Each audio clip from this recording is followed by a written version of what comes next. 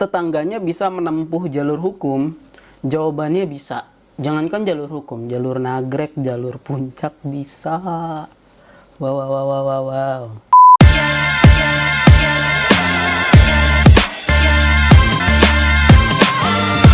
Oke, angkringan balik lagi. Balik lagi di angkringan balik kantor yang ada di Fahristia Official.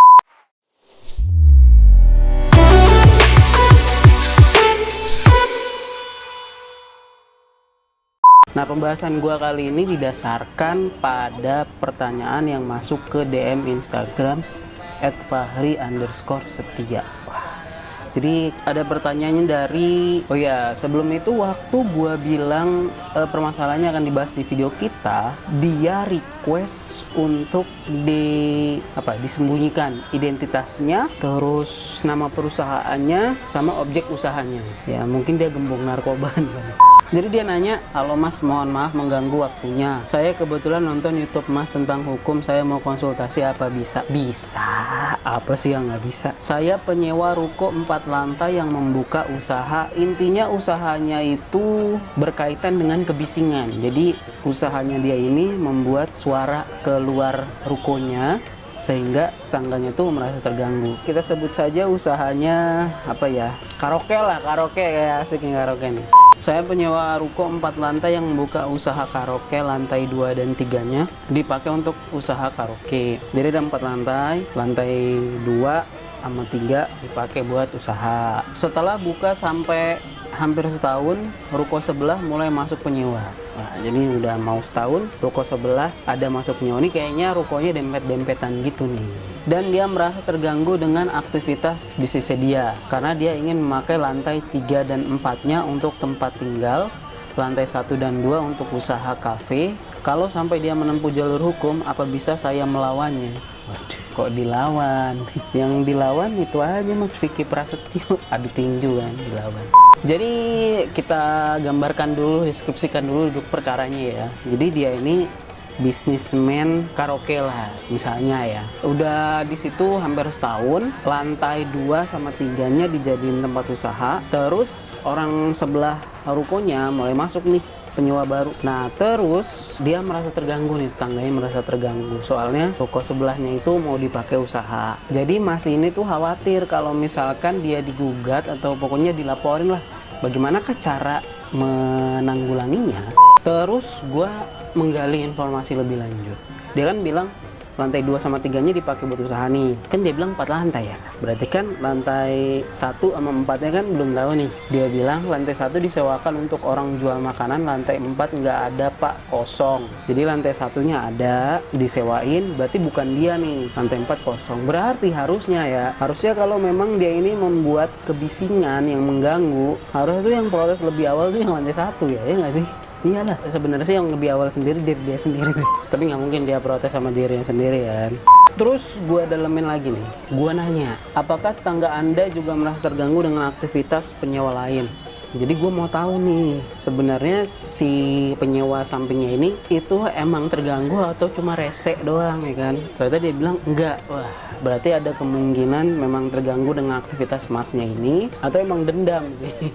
Kayaknya sih dendam deh. Nah, terus gue tanya lagi, apakah usaha mas sudah mendapatkan izin dari kelurahan? Nah, ini penting nih. Jadi kalau ada permasalahan soal usaha-usahaan, mau kecil, menengah, besar nggak terlalu, besar ke kecil-kecilan, tanya dulu izin usahanya.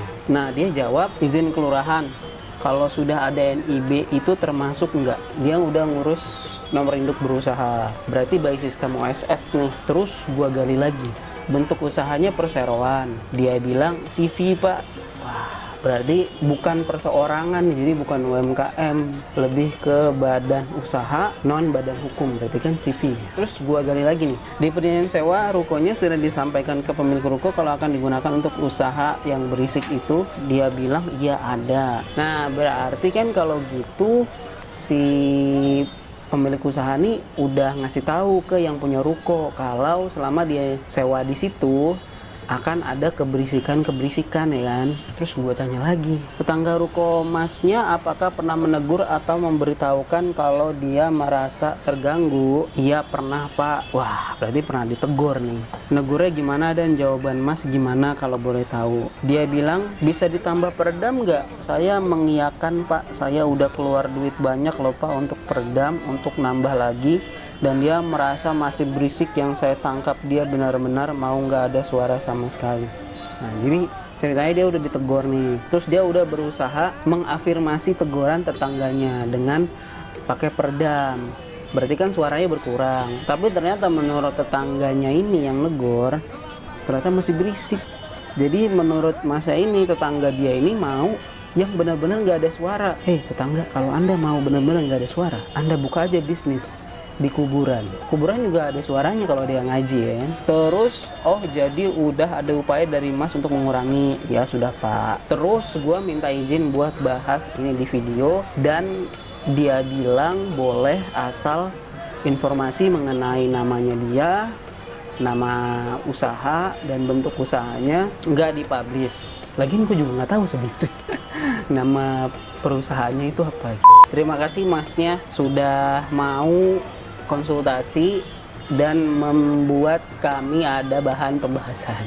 Sebelumnya kami turut berempati ya mudah-mudahan permasalahannya cepat selesai dan bisa diselesaikan dengan baik-baik. Nah ada beberapa aspek yang perlu kita cari tahu dulu nih. Jadi goalsnya itu kalau misalkan dia ditempuhkan atau si penyewa samping itu melaporkan dia ke jalur hukum, entah itu secara perdata maupun pidana, apa yang bisa dipegang oleh masnya ini sebagai pembelaan. Yang pertama yang bisa dilihat adalah izin usahanya tentu. Jangan sampai kita belain orang yang usaha tanpa izin ya. Mas-masnya ini bilang dia udah punya NIB. Waktu gua tanya apakah sudah ada izin dari kelurahan. Nah teman-teman, NIB itu nomor induk berusaha. NIB ini merupakan bukti pendaftaran usaha yang diterbitkan oleh lembaga OSS. OSS itu Online Single Submission. Ini berdasarkan peraturan pemerintah nomor 24 tahun 2018 tentang pelayanan perizinan berusaha terintegrasi secara elektronik. Nah jadi secara sederhana dengan masnya ini sudah punya NIB, bisa dianggap kalau presiden itu udah ngasih izin ke CV-nya masnya ini untuk melakukan usaha di Indonesia melalui lembaga OSS yang menerbitkan NIB-nya ini. Nah, di daerah itu juga ada sebenarnya surat keterangan usaha. Makanya tadi kenapa gua tanya apakah dari kelurahannya sudah terbit izin SKU. Nah, biasanya SKU ini diterbitkan oleh pejabat daerah, bupati, wali kota, turun sampai ke lurah atau kepala desa kalau nggak salah. Nah ini ada dasarnya, dasar itu PP nomor 6 tahun 2021 tentang penyelenggaraan perizinan berusaha di daerah. Jadi kalau bisa, kalau masnya ini sudah punya OSS, coba urus SKU deh. Tapi terkadang ada jenis usaha yang kalau udah ada NIB dia nggak perlu SKU, atau dia bisa ngurus NIB sekaligus SKU-nya. Nah, secara sederhana SKU itu menerangkan kalau lurah atau kepala desa Anda itu tahu kalau Anda itu punya usaha yang lokasinya di tempat Anda. Secara sederhana gitu sih. Kalau yang secara rumit gua nggak ngerti lah. Berarti soal izin usaha sudah clear, masnya ini sudah punya izin usaha dengan dia memiliki NIB. Nah, yang kedua, kita harus cari tahu apakah hak yang dimiliki oleh masnya untuk menggunakan ruko sebagai tempat usaha itu sudah diperoleh dengan alas hak yang tepat. Wah, mantap ya. Nah, alas hak penggunaan rukonya buat masnya ini adalah perjanjian sewa, perikatan berdasarkan perjanjian sewa antara masnya dengan si pemilik ruko. Nah, berdasarkan informasi yang tadi gua gali di DM, ini juga sudah dilakukan dengan baik karena gua nanya tadi tuh, apakah di perjanjian sewanya dikasih tahu, dia bilang iya, berarti kan ada perjanjian sewa nih. Jadi si masnya ini sudah memenuhi unsur itikat baik dalam perikatan. Jadi dia udah ngasih tahu dia itu mau pakai rukonya buat apa, sekaligus resiko yang mungkin terjadi kalau masnya ini nyewa di ruko situ, entah itu berisik, entah itu polusi udara, entah itu polusi tidur. receh. Nah, karena masnya ini sudah ngasih tahu kalau si masnya ini udah menginfokan ke pemilik sewa kalau mau dipakai sebagai bisnis itu. Nah, kenapa? Karena kalau misalkan si pemilik sewa itu keberatan, misalkan nih bengkel itu kan biasanya berisik dan ada polusi suara ya. Jadi biasanya pemilik ruko yang normal, mereka itu kalau lagi nggak butuh-butuh duit banget ya, mereka itu ada persyaratan khusus. Yang pertama misalnya, kalau bisa jangan terlalu berisik, atau rukonya itu cuma boleh terima sampai jam berapa gitu untuk menjaga ketentraman.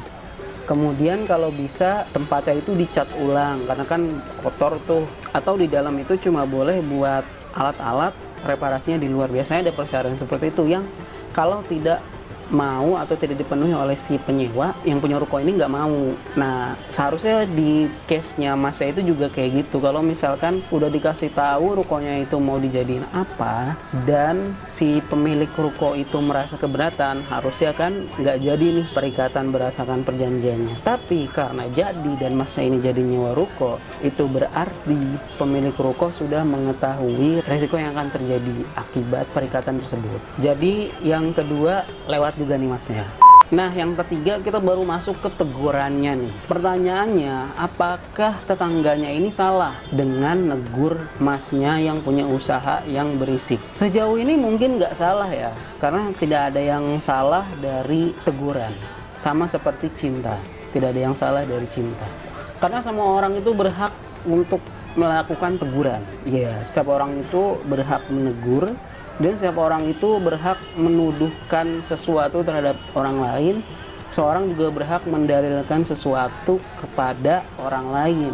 Tapi jangan lupa, kalau orang yang dituduh atau didalilkan atau ditegur tersebut juga memiliki hak jawab yang sama. Dia juga berhak melakukan pembelaan terhadap dirinya. Dia juga berhak mendalilkan yang sebaliknya. Dia juga berhak melakukan pendalilan terbalik. Artinya kamu ngambil barang punya dia ya?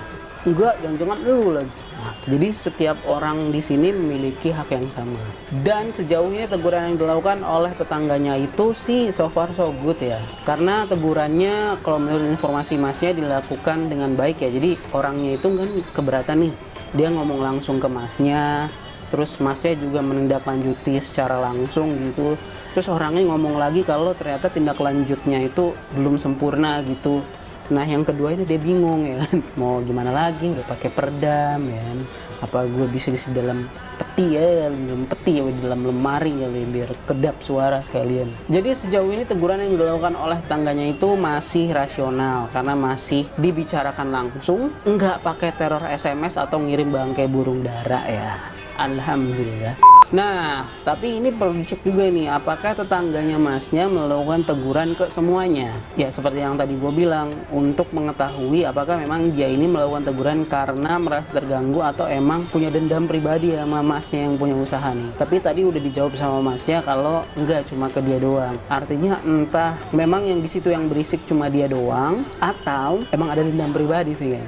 Karena yang lantai satu tuh nggak protes kan gitu ya. Apa protes tapi dia nggak bilang ya? Nah, tapi Masnya ini sudah melakukan upaya untuk memenuhi teguran dari tetangganya. Jadi dia bilang kalau dia itu beli peredam di tempat usahanya yang membuat kosnya itu nambah. Tapi tetangganya ini tetap nggak puas. Ya memang Masnya kita tuh nggak bisa memuaskan semua orang sih. Nah, jadi soal teguran sudah lewat. Nah, selanjutnya ke pertanyaannya Masnya, apakah tetangganya bisa menempuh jalur hukum? Jawabannya bisa. Jangankan jalur hukum, jalur nagrek, jalur puncak bisa. Wow. Jadi tetangganya, kalau dengerin video ini juga nih, gue kasih tahu caranya kalau tetangga Masnya ini mau menempuh jalur hukum terhadap Masnya ya. Jadi tetangga bisa melakukan somasi secara tertulis ke si Masnya ini. Atau bisa juga melakukan upaya administratif dengan melapor ke kelurahan. Jadi biar dikasih sanksi administratif, entah ditutup tempat usahanya bisa juga. Atau bisa juga lapor ke polisi untuk menempuh jalur pidana, bisa juga. Atau bisa juga mengajukan gugatan secara perdata ke pengadilan. Tapi ini PMH ya, perbuatan melawan hukum, bukan wan prestasi. Tapi seperti yang sebelum-sebelumnya gue kasih tahu, kalau PMH itu lo harus nunjukin kerugian apa yang diderita oleh Anda tetangga dengan masnya ini buka usaha yang berisik di samping ruko Anda. Atau bisa juga melalui pihak ketiga ya, ke Pak RT, Pak RW, tokoh masyarakat gitu untuk melerai. Tapi ingat, cari RT atau RW yang tidak tahu siapa-siapa. Ternyata RT-nya bapaknya tetangganya yang tadi, kalah juga masih untuk menyelesaikan permasalahan ini secara kekeluargaan. Nah, ini dia baru gongnya nih. Bagaimana kalau tetangganya itu benar-benar menempuh jalur hukum? Ya udah, mau gimana lagi ya? Ya, tapi seperti yang tadi saya bilang ya, Mas. Kalau tetangga Anda menempuh jalur hukum, yang pertama harus Anda lakukan adalah chill dulu, chill, santai, jangan overthinking, jangan insecure. Karena kalau tetangga Anda itu diperbolehkan untuk menggugat Anda atau melaporkan Anda, maka Anda juga punya hak untuk memberikan jawaban atau membela diri seluruhnya. Jadi Anda itu punya kesempatan yang sama. Jadi Mas ini bisa menyampaikan fakta-fakta seperti yang tadi saya sampaikan juga, dengan bukti-bukti pendukung yang diperlukan, yang tentu saja bisa menguatkan dalil Anda. Jangan bawa bukti yang malah merugikan Anda. Misalkan Anda bawa obeng, ternyata obengnya obeng hasil curian. Dan kenapa Anda bawa obeng juga ya? Nah, selanjutnya adalah apakah Masnya ini salah? Wah, ini penting. Jawabannya adalah salah atau benar itu relatif ya. Seperti waktu itu kan relatif. Dan cinta tuh relatif juga. Kalau suka itu relatif, kalau nggak suka mutlak sih. Kalau nggak suka aja. Jadi biarkan pengadilan aja yang menentukan apakah Masnya ini benar atau salah. Ingat, pengadilan, bukan polisi. Jadi polisi juga nggak berhak bilang Masnya ini benar atau Masnya ini salah. Nah, tapi apakah permasalahan yang dihadapi oleh Masnya ini serius? Menurut saya sangat tidak ya, karena ini kan cuma soal berisik ya. Jadi mengingat Anda dan tetangga Anda itu kan sama-sama punya usaha, jadi harusnya sama-sama maklum ya. Kalau misalkan tetangga Anda berisik juga kan harusnya Anda maklum juga tuh. Jadi sama-sama sebenarnya. Jadi harusnya saling support, bukan malah saling menjatuhkan. Mungkin bisa minta tolong yang punya ruko. Biasanya yang punya ruko bijak tuh untuk menyelesaikan. Biasanya Anda disuruh ngurangin, tetangganya disuruh maklum, begitu juga sebaliknya. Jadi jangan sampai permasalahan sederhana tersebut naik ke laporan yang lebih serius.